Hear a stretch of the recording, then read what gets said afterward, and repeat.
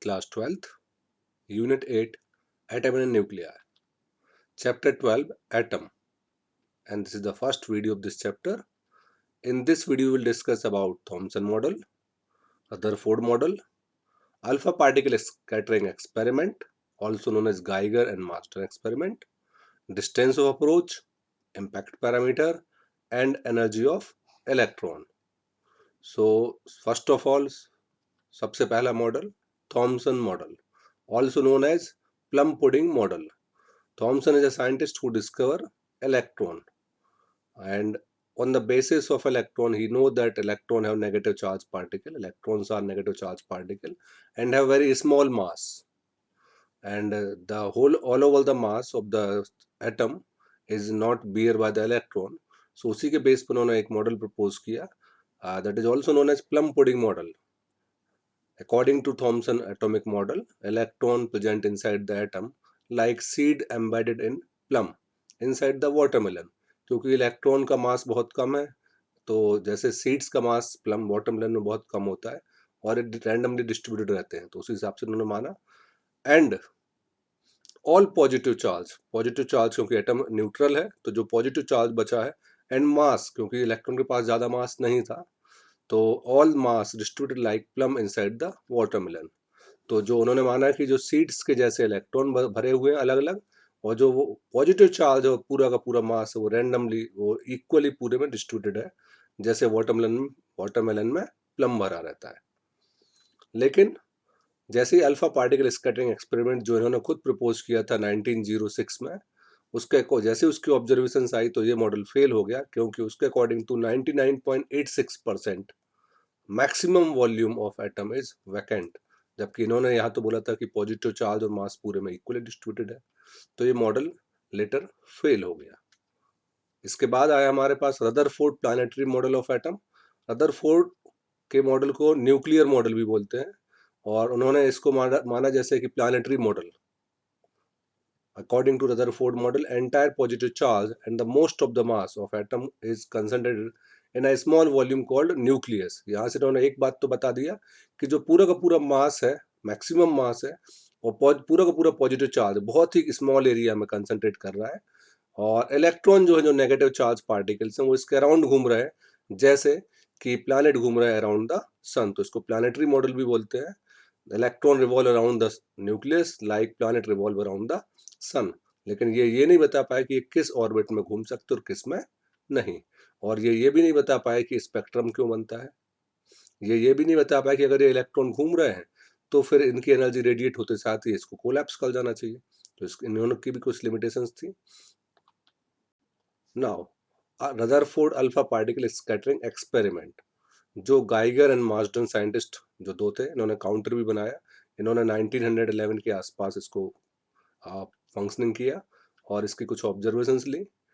इस एक्सपेरिमेंट के लिए इन्होंने जो रेडियो एक्टिव सब्सटेंस लिया, दैट इज बिस्मथ 83214 लिया, और इसको एक लेड कैविटी के अंदर भरा. लेड क्यों लिया? लेड हैवीएस्ट मेटल है जो स्टेबल है और जितने भी टाइप के रेडिएशन उनको एब्जॉर्ब कर सकती है. तो जो रेडियो एक्टिव पार्टिकल है वो बहुत ही छोटी सी जगह में कैविटी के अंदर पैक कर दिया, और सामने एक रखी थिन गोल्ड फॉयल. गोल्ड जिसका एटॉमिक नंबर ज़्यादा है, लेकिन ये इसकी मेलेबिलिटी ज़्यादा है, तो इसकी शीट्स बहुत पतली शीट्स बनाई जा सकती है, और ये एज्यूम किया जा सकता है कि एक न्यूक्लियस के पीछे दूसरा न्यूक्लियस शायद ना हो. और इसके पीछे एक स्क्रीन रखी जिसपे जिंक सल्फाइड की कोटिंग की गई जो फ्लोरोसेंट है, और जिसके ऊपर जैसे ही कोई भी इलेक्ट्रॉन या अल्फा पार्टिकल जैसे गिरेगा तो वहाँ स्टिमुलस इफेक्ट देगी, जिसको माइक्रोस्कोप से ट्रेस किया जा सकता है. तो जैसे इस प्रैक्टिकल को ऑपरेट करने के लिए अल्फा बीम डाली गई, या जिस बिस्मथ से अल्फा बीम जैसे ही इसके ऊपर इंसिडेंस होती है, तो इनमें डिफरेंट डेविएशंस दिखाई देते हैं. कभी ये अल्फा बीम सीधी चली जाती है, कभी किसी एंगल पे मुड़ती है, और कभी होता है वापस भी आ जाती है. तो अल्फा बीम, अल्फा क्यों लिया? क्योंकि अल्फा का मास ज़्यादा है. अगर हम इसमें प्रोटॉन लेते तो वो इस बीम से टकराने के बाद उसका मोशन ट्रैक करना बहुत मुश्किल हो जाता है, क्योंकि उसका मास बहुत कम होता है. इलेक्ट्रॉन लेते तो इलेक्ट्रॉन तो एब्जॉर्ब हो जाते और वो अट्रैक्शन फोर्स शो करते हैं. हमें यहाँ रिपल्सन शो करना था, हमें न्यूक्लियस की स्टडी ट्रेस करनी थी. तो अल्फा पार्टिकल लिया, प्रोटॉन नहीं लिए, इलेक्ट्रॉन नहीं लिए. जैसे अल्फा पार्टिकल डाले गए, गोल्ड एटम तो बहुत बड़ा है, उसका न्यूक्लियस भी बड़ा मान लिया. तो जैसे ही एक अल्फा पार्टिकल डाला गया, अगर ये इस न्यूक्लियस से दूर था, क्योंकि रदरफोर्ड के हिसाब से न्यूक्लियस तो एक छोटे से वॉल्यूम में है, पूरे एटम का 99 पॉइंट मैक्सिमम पोर्शन तो वैकेंट है, और यही गाइगर एंड मार्शल ने इस एक्सपेरिमेंट के थ्रू प्रूफ करना चाहा। तो जैसे अल्फा पार्टिकल डाला गया तो जो इस न्यूक्लियस से दूर था तो उसमें कोई एंगल नहीं आया, कोई डेविएशन नहीं आया, सीधा चला गया।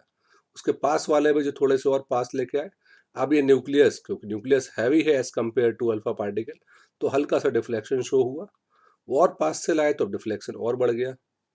और हो सकता है कि कोई ऐसा अल्फा पार्टिकल जिसने एंगल मोर देन 90 डिग्री भी दे दिया हो। और एक बहुत ही रेयर टू रेयर चांस था जहां हेड ऑन कोलिजन हो रहा था और अल्फा पार्टिकल वापस लौट गया, this is called head on collision, जहां एंगल 180 डिग्री के आसपास था। नीचे साइड भी वैसे ही ऑब्जर्वेशंस थी, कुछ ग्रेटर देन 90 थे, कुछ लेस देन 90 थे, और जो दूर पार्टिकल थे उनमें डेविएशन नेगलेक्टेबल या फिर बिल्कुल नहीं था। तो ये सारी काउंटिंग गाइगर मार्शल के थ्रू की गई और डिफरेंट एंगल पर different number of alpha particle trace हुए।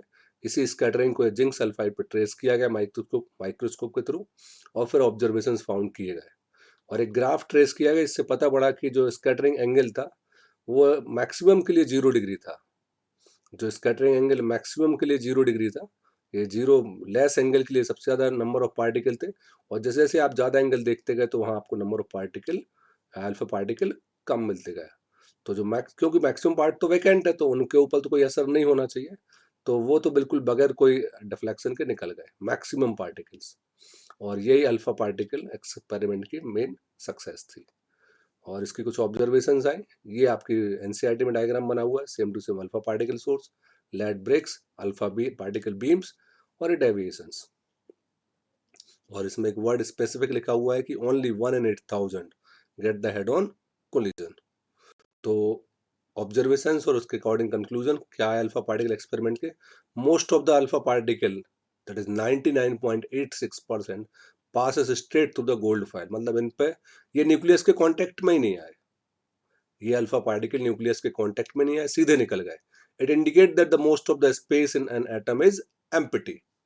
नाउ अब जो बचे रह गए 0.14%, इन्होंने एंगल शो किया, small angle in order of few degree, मतलब ये जो 0.14% जो स्पेस था वो पॉजिटिव चार्ज के कांटेक्ट में आया और उसकी वजह से इसमें स्मॉल डिफ्लेक्शन शो हुआ। It indicate that the positive charge and most of the mass of atom is considered in a very small part that is called nucleus, और very few particle 1 in 8000 were deflected through large angle even greater than 90 degree. बहुत ही कम conditions थी जो वापस लौटने की conditions थी। It means इनका direct contact हुआ न्यूक्लियस के साथ और कभी कभी तो वापस लौट के भी आ गए। और इसी के लिए एन ऑफ थीटा किस एंगल पे कितने नंबर ऑफ पार्टिकल है तो एक इक्वेशंस भी दिया गया। नाउ कुछ टर्म्स हैं इस एक्सपेरिमेंट के थ्रू। पहली है डिस्टेंस ऑफ अप्रोच, कौन अल्फा पार्टिकल न्यूक्लियस के कितने ज्यादा पास पहुंच पाया। हेड ऑन कोलिजन कर दिया जाए, हम कोशिश करेंगे वो पार्टिकल जो इससे 180 डिग्री पर लौट के आया है, हम कोशिश करेंगे वो पार्टिकल जो इससे 180 डिग्री पर लौट के आया तो ये कितने पास तक इसके जा पाया। ये भी तो बिल्कुल इसके कोलैप्स तो हुआ नहीं होगा, क्योंकि लाइट चार्ज तो रिपेल करते हैं, तो एक कितनी क्लोजेस्ट डिस्टेंस तक के पास जा सकता है। जैसे आप प्रिंसिपल ऑफिस के कितने पास तक जा सकते हैं, मॉनिटर होगा तो हो सकता है वो प्रिंसिपल ऑफिस के अंदर भी चला जाए। कोई बच्चा जिसकी इमेज अच्छी ना हो तो हो सकता है वो क्लास से बाहर ही ना निकल पाए। तो अल्फा पार्टिकल कितने स्पीड से डाला गया, किस कंडीशन में डाला गया और न्यूक्लियस के कितने पास तक गया, डिस्टेंस ऑफ अप्रोच, आपकी कितनी अप्रोच है। So this is called distance of approach, minimum distance between alpha particle and nucleus during head-on collision is called distance of approach। बिल्कुल क्लोजेस्ट कितने पास तक ये जा सकता है।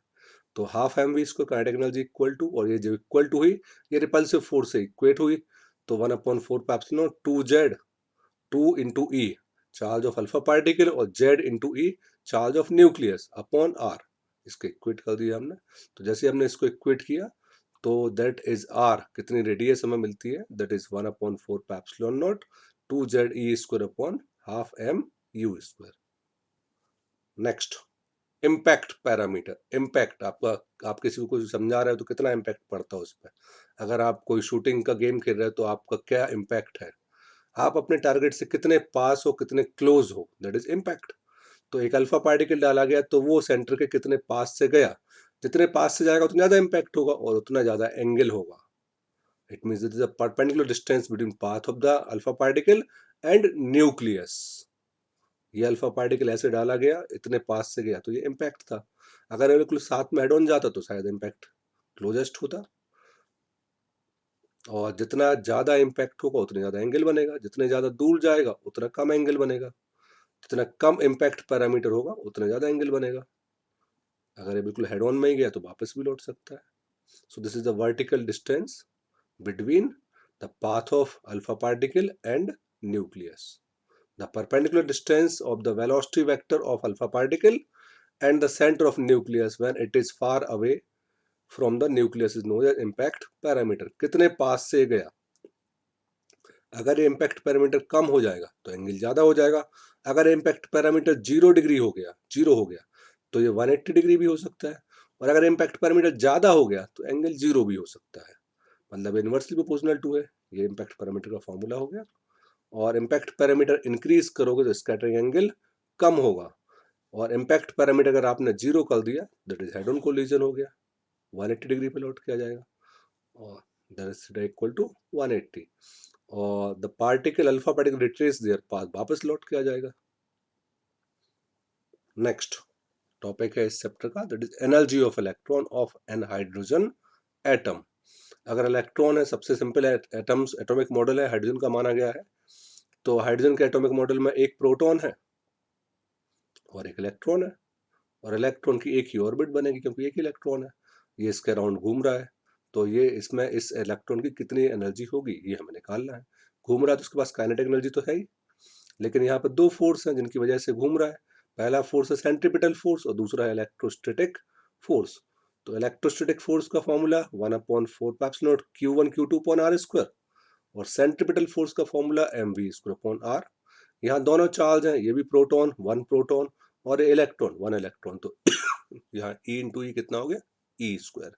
सो सेंट्रीपिटल फोर्स mv²/r और इलेक्ट्रोस्टैटिक फोर्स 1/4 E²/r². इससे हम r से r कट करने के बाद r रेडियस, कितनी रेडियस का है इसकी ऑर्बिट, वो निकाल सकते हैं. r = E²/4 mv² आ जाएगा. That is the radius of orbit. और अगर हम चाहें तो इसी से हम काइनेटिक एनर्जी निकाल सकते हैं. एक r तो कट हो ही जाएगा अगर हम हाफ का मल्टीप्लाई कर दें दोनों साइड, तो हाफ mv² = ये अपॉन में 8 हो जाएगा. तो E²/8πε0r. एक r कट हो चुका है इस r से, तो ke = E²/8πε0r. This is the kinetic energy. अब टोटल एनर्जी में काइनेटिक के साथ साथ पोटेंशियल भी होगी, तो अब पोटेंशियल निकालना है.